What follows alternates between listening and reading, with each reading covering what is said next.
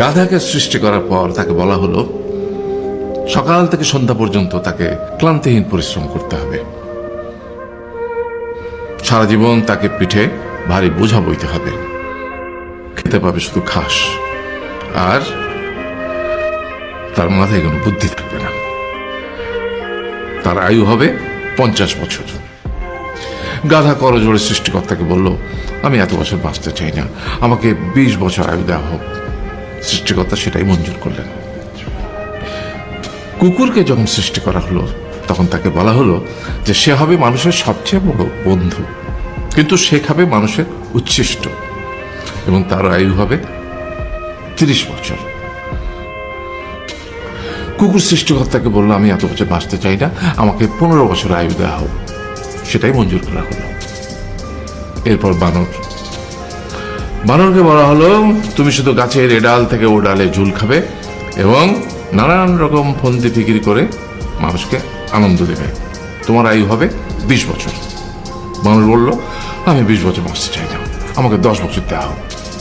সেটাই মঞ্জুর করা হলো। এবার এলো পুরুষ মানুষের পালা। তাকে বলা হলো যে তুমি হলে প্রাণীগুলোর মধ্যে সবচেয়ে বিচক্ষণ এবং বুদ্ধিমান, সেই জন্য তোমাকে প্রাণীদের শিরোমণি করা হলো এবং তোমার আয়ু হবে 20 বছর।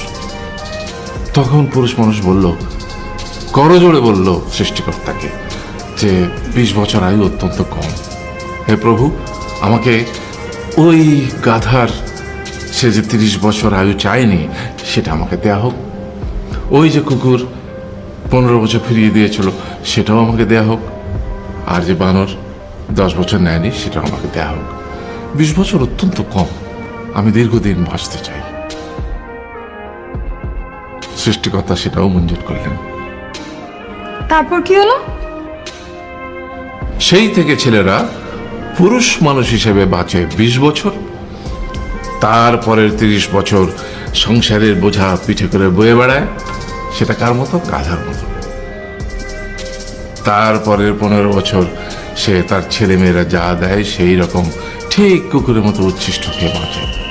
আর তারপরে বৃদ্ধ বয়সে ঠিক বানরের মতো, যেমন গাছের এডাল থেকে ওডাল ঝুল খায় বানর, তেমনি এই ছেলের বাড়ি থেকে ওই ছেলের বাড়ি, আর নানান রকম ফন্দি ফিকির করে তার নাতি নাতনিদের আনন্দ দেওয়ার চেষ্টা করে।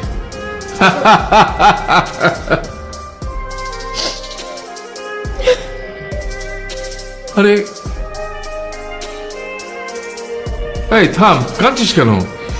তোমাদের কত দুঃখ বাবা, এত কষ্ট।